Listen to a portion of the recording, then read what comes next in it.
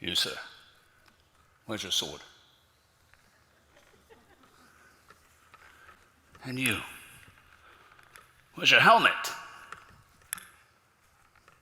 You, and you. What kind of army is this? Oh, how I miss my world. I was a Roman Legionnaire, the centurion, most important man on the field of battle, leading 100 soldiers. Our job was to hold our defenses and to break theirs. As the saying goes, sic centurio, sic pugnatur. So goes the centurion. So goes the battle. I used to be a soldier until I became a soldier for Christ. What you believe about Jesus the Christ depends on what you believe about anything. Do you believe in the love of power or the power of love? Do you believe in having just rights or the right of justice? Do you believe that mercy is something that has to be deserved, or that in the deserving it ceases to be mercy? Do you believe that truth is what you make it, or that there's a truth that makes you? If you believe in justice and truth and mercy and love, then you believe in Jesus the Christ, just as I came to believe in him. My name is Patronus. I was a member of the Roman Legion, stationed in Judea under Pontius Pilate, prefect of Caesarea, and loyal subject of his divine sonship, Emperor Augustus. It is a strange thing for me, above all people, to say, I believe in Jesus, since I'm the man who crucified him. Imagine that coming up in a job interview. What great thing have you done with your life? Oh, I crucified the Savior of the world. Well then, thanks for coming in. But when you know that you shared in the nailing of the nails, it gives you a responsibility to decide what you think of this man. It starts with thinking. What is your favorite Latin phrase? I have several. Esse quam verde, to be rather than to seem. Ad augusta, ad angusta, through difficulty to honor. And my favorite, veni vidi vici, I came, I saw, I conquered. What is your favorite Latin phrase? You do know Latin, right? How many of you know Latin? Raise your hand. Oh, great Jupiter.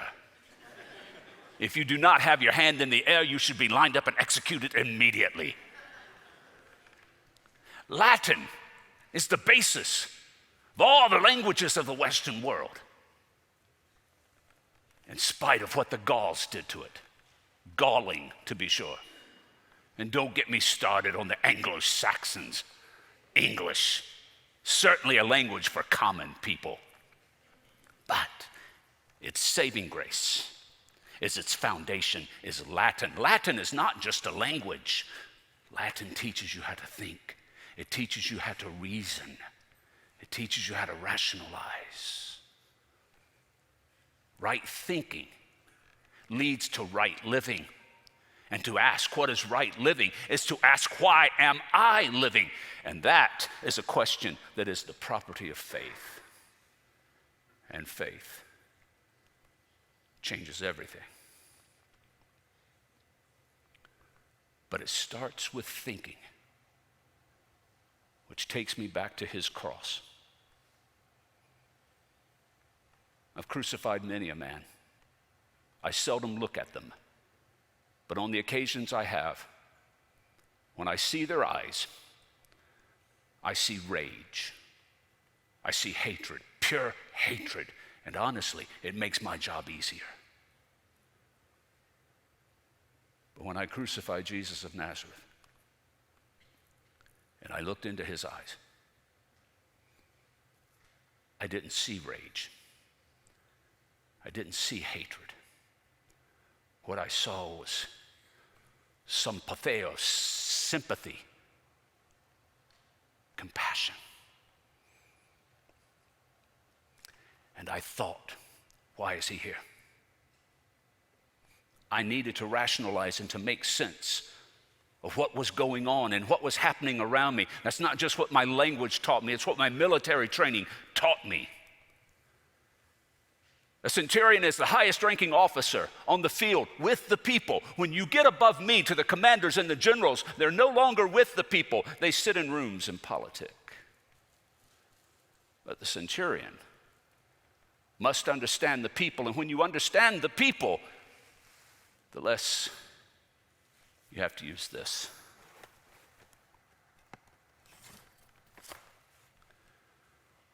Ten years ago, I came to Judea, knowing little about the people.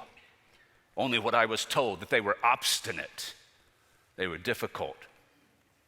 And I found that to be true. But the more I learned about them, the less I understood that their obstinance was from a defiance of spirit. Their obstinance came from their faith. They're a strange lot. They believe in one God, a creator of the heavens and the earth, who rules over the universe and stamps his image upon people. And they believe that by divine right they are to inherit that land and reveal the will of that God. To someone like me, that is a strange idea. I come from a place where one worships all the gods he can because you need the favor of the gods. That's why you worship them. You worship them to guarantee you health and long life and success and power. If you please the gods, they will be on your side. The patron gods of soldiers are Mars and Mithras. Mars is the god of war. No soldier goes into battle without an idol of Mars. You never leave home without it. Mithras represents loyalty to the emperor. Mithras is the bull god. You worship Mithras by sacrificing a bull on a high platform, and initiates walk underneath it so that the blood pours down upon you. Because the strength of the creature is in its blood. And when you partake in the blood, you partake in its strength.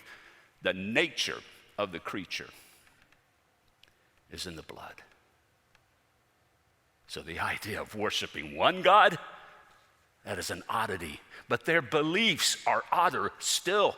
They believe that this one God reveals himself to the people.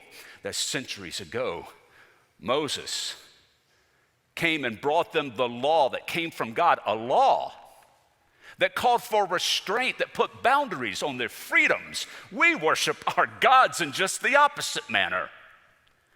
They believe that this God sent prophets to rebuke the people. What religion makes people feel remorseful? And they believe that one day this God would send an anointed one who would perfectly represent the will of this God and liberate God's people. And that belief is what involves me. Because this one would be known as a divine son. And my job by oath is to represent the sovereignty of the empire Caesar, who is the divine Son of the gods. Over my time in Judea, many had come along claiming to be this anointed one. They would rally people around them and try to lead a revolt, and every time be put down and the leaders executed. So to be informed that I would be involved in a case of another seditionist was not unusual. In cases where it's believed that what the result will be is execution, a centurion is appointed when the person is even first put on trial. So I was standing next to the person on trial, Jesus of Nazareth. There were many unusual features of this case. First of all, it was being overseen by the governor. Secondly, the people bringing the charges of sedition were not Romans. They were his own religious leaders. When did they ever care about the sovereignty of the empire? And third, he was silent. The governor tried to give him every opportunity to go free, but he would not take it. He flat out asked him, "Are you a king? Are you a threat to Roman authority?" Why would someone being accused of being a king not say no unless that one believed he was? But he remained silent as stone. When the governor washed his hands of the whole matter, the crowd cheered, and he turned to me and said, "He's yours." My men took him to the courtyard inside the Antonia fortress, where they stripped him and flogged him, and then, as they do in such cases, they humiliated him and tortured him further.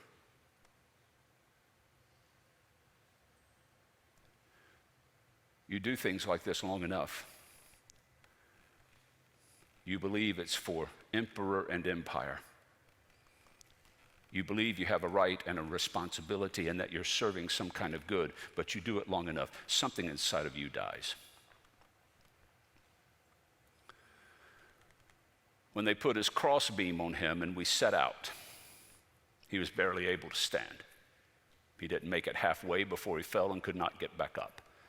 We conscripted a man from the crowd to carry that beam the rest of the way to the execution site, and when we got there, we laid him down on the ground with his arms stretched out across the beam. This form of execution is called crucifixion. It is reserved for those who pose the greatest threat to Roman authority. It goes back 100 years to Spartacus and the slave revolt, when 100 plus men were crucified along the Appian Way to send a signal to the public. Think twice. Think twice. First, your arms are tied at the elbow to the beam, and then your hands are nailed. And then the beam is hoisted against a post in the ground until your feet are off the ground. Once the beam is affixed to the post, the ankles are taken and they are affixed to the post. The reason for this is that the purpose of crucifixion is not death alone, it's torture. It's to put death off as long as possible. What kills you is not being able to breathe, suffocation, because the weight of the body pulls down until eventually you no longer have the strength to take air in. The only way would be to push your legs up so that you could breathe, but the pain would be too excruciating. I tell you these details because of something I will tell you in just a moment. What you need to know now is what was happening during this entire time. From the moment we set out from the fortress, there was an eclipse. The sun was blotted out. Darkness. Many people believe that such signs are associated with the death of a great person, like Julius Caesar. When the day Julius Caesar died, the sky became black in the middle of the day.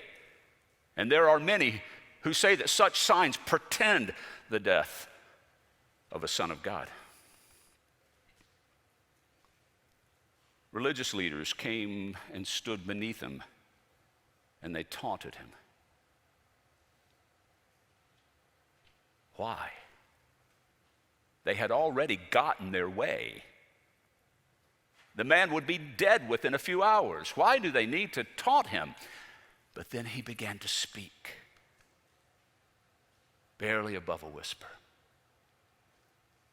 But he was not returning the insult. He was praying in Aramaic, Abba, Father, forgive them. Who does that? Who prays to forgive your enemies who would do such a thing to you? Within an hour, his breathing became so labored, we didn't expect to be there much longer. And he said in a whisper what I assumed were his last words. Eloi, Eloi, lama sabachthani. It speaks of being forsaken by God. And I felt pity. Because eventually, we all are forsaken by the gods. That day will come to every person when one day the prospect of longer life is no longer there. The prospect of health is not possible. The prospect of power and success and wealth will belong to someone else. One day the gods will all turn their back on us. This was just his day. But what happened next changed my life. He shouted with a loud cry and then breathed his last. He shouted.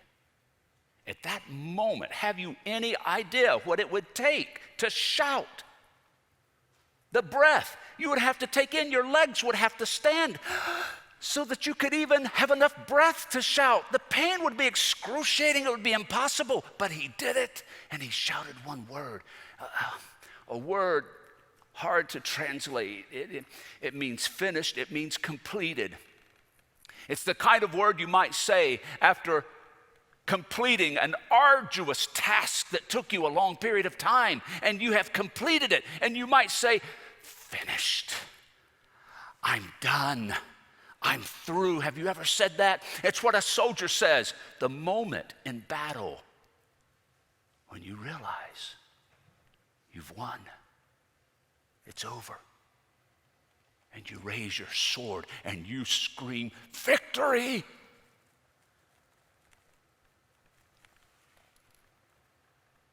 When he said that, I said, truly, this was the Son of God. I'm not even sure why. There was something faith-inspiring in that moment. That in the absolute lowest moment of human life, in utter agony, when everyone has deserted you and even your God, you cry out in victory, believing that vindication will happen even though you can't see vindication.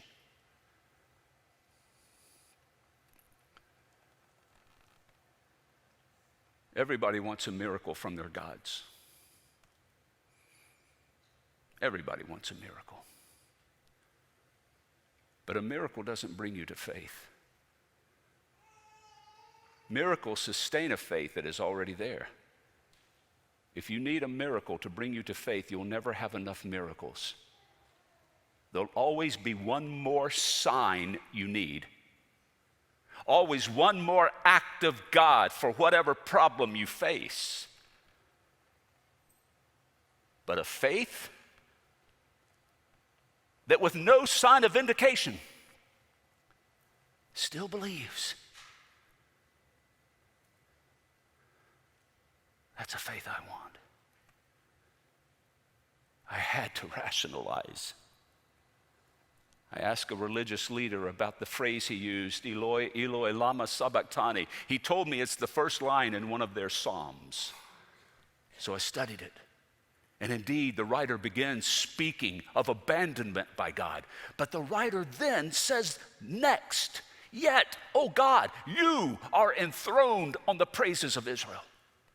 And the psalm continues, believing without any sign of justification and vindication that God will come through. And it ends with these words, future generations will tell of the Lord. They will proclaim his righteousness, his vindication to a people yet unborn, that he has done it. The writer talks about the future as if it's already happened. Some people look at the world and see all the reasons not to believe. The wars, the atrocities, the inhumanity to humanity. And they ask, where is God? But a faith that in the midst of such signs does not let go, but believes against belief, that is a faith that changes everything. Have you ever wanted to give up on God? Have you ever questioned where God is? When you hold on to a God who works not around suffering, but through it, you will have a faith that changes the world. And that is why I say Filius Dei.